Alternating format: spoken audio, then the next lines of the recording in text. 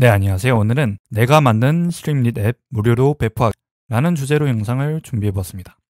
제가 지난 영상에서는 스트림릿이라는 파이썬의 프레임워크 중 하나로 나만의 챗봇을 만드는 방법을 소개를 해드렸는데요. 이렇게 스트림릿을 이용하면 파이썬이라는 언어만 이용해서도 누구든 쉽게 접근을 할 수 있는 웹앱을 아주 신속하게 만들 수 있습니다. 그런데 이렇게 챗봇을 만들기만 하면은 스트림릿을 쓰는 가장 중요한 이유 중 하나인 공유가 조금 어렵습니다. 내가 스스로 만든 챗봇을 본격적으로 웹에 올려서 누구든 그 웹 링크만 있으면 접속이 가능한 형태로 만들어주는 작업을 보통 우리는 호스팅 또는 배포라고 표현을 하는데, 이번 영상에서는 그 배포 단계를 한번 다뤄보려고 합니다. 그래서 이 영상을 끝까지 보시면 내가 만든 나만의 스트림릿 파이썬 앱을 링크로 만들고 무료로 배포를 해서 누구든 내가 만든 앱을 사용할 수 있도록 할 수 있습니다.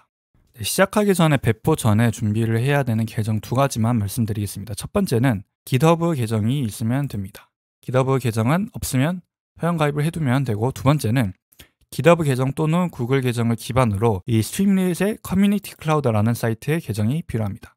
이 링크는 제가 영상 하단에 첨부를 해두겠습니다. 이 두 개의 사이트에 대한 계정이 준비가 되어 있으면 바로 배포를 할 수 있는 준비가 다 완료되었다고 볼 수 있습니다. 자, 다음으로 배포 전에 우선 주의할 사항을 한 가지 말씀드리겠습니다. 사실 배포를 한다는 것은 엄청난 장점과 단점 두 가지를 다 같이 동반하는 과정입니다.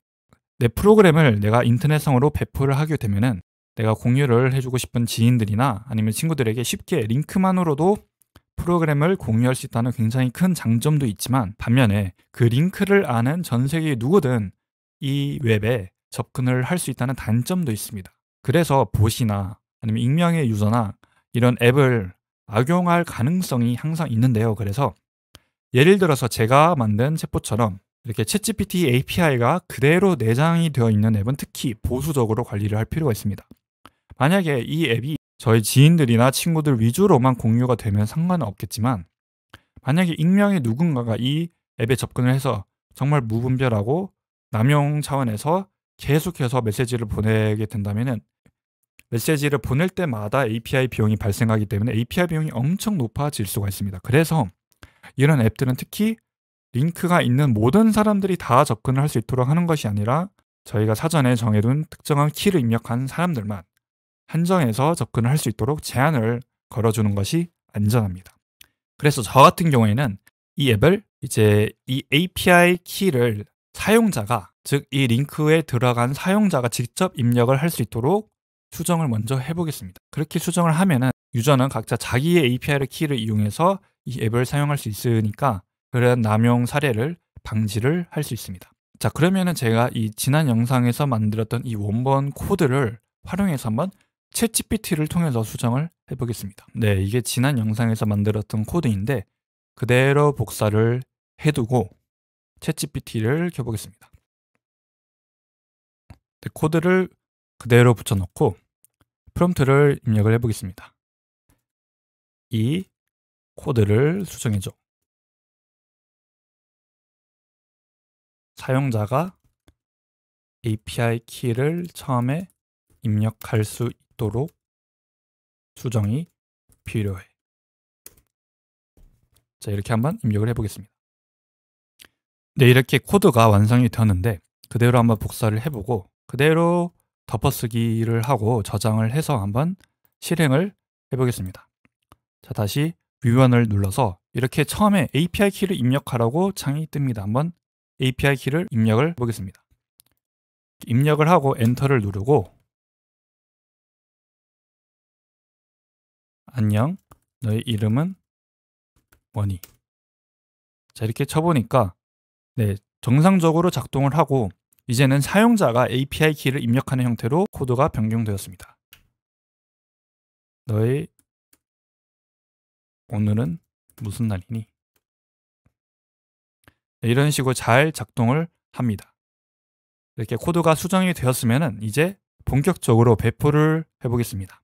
자, 먼저 배포를 하기 전에 내가 만든 이 코드를 GitHub의 하나의 리포지토리로 만들겠습니다.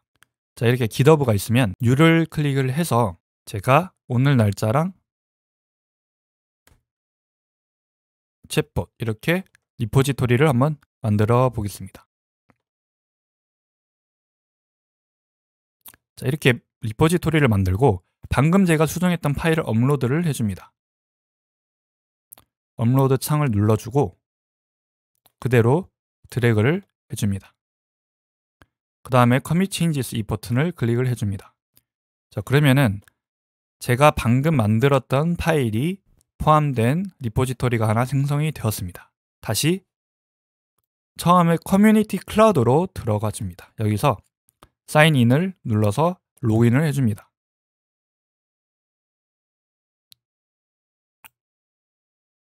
로그인을 하면은 오른쪽에 New 앱이라고 버튼이 나오는데 이걸 클릭을 해주기 전에 이 오른쪽에 화살표를 눌러줍니다. 그리고 Use Existing Repo라고 기존에 내가 만들어 두었던 리포지토리를 사용한다는 옵션을 클릭을 해줍니다.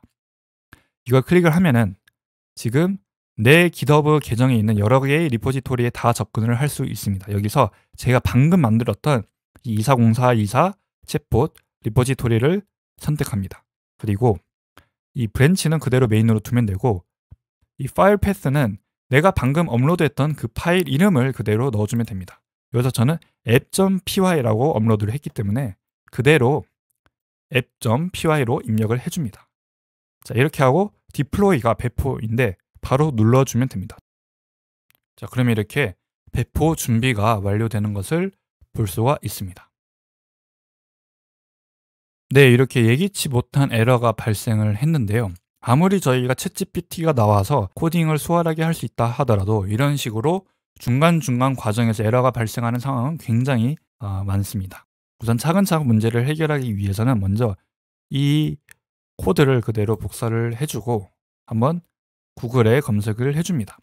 보통 이 상황과 에러를 같이 검색을 해주는 경우가 효과적입니다. 구글을 켜서 여기서 저희는 지금 스트림릿 커뮤니티 클라우드를 이용하고 있기 때문에 스트림릿 커뮤니티 클라우드를 쓰고 module not found error를 한번 입력을 해봅니다.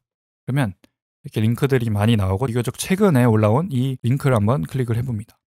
네, 이 답변에서 나온 것처럼 문제는 저희가 이 커뮤니티 클라우드에 배포를 할 때는 그 배포 환경에서는 어떤 라이브러리들이 설치가 되어야 되는지 아무런 정보를 저희가 제공을 하지 않아서 문제가 발생했던 것입니다. 일반적으로 저희가 본인 컴퓨터에서 프로그램을 실행하고 테스트를 할 때는 pip 인스톨로 다양한 라이브러리를 다 다운로드를 받게 되는데요. 이거를 이제 클라우드나 웹에 배포를 할 때는 구체적으로 이 프로그램에 어떤 라이브러리들이 필요한지를 매우 구체적으로 정하고 또 공유해 주어야 제대로 배포가 정상적으로 이루어질 수 있습니다. 그래서 일반적으로는 그 주요한 모듈이나 라이브러리를 이 requirements.txt라는 파일에다가 작성을 해서 이걸 같이 업로드하는 경우가 많은데 이거를 그러면은 이 챗GPT한테 그대로 만들어 달라고 한번 요청을 해보겠습니다.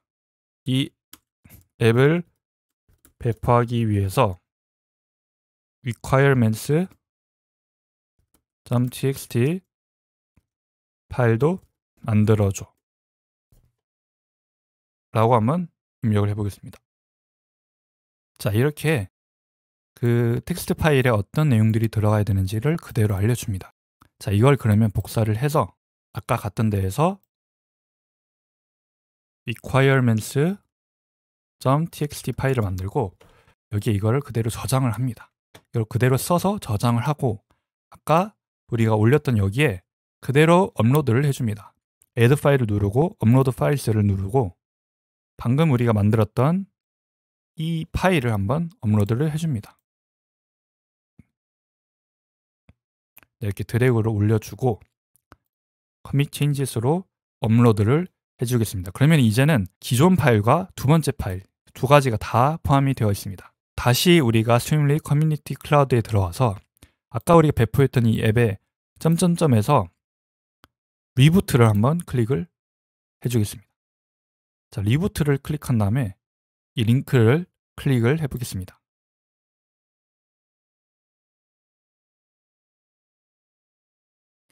네, 이렇게 우리가 방금 내 PC에서 만들었던 앱이 그대로 이 링크를 통해서 누구든 접근할 수 있는 형태의 앱으로 바뀐 것을 확인할 수 있었습니다.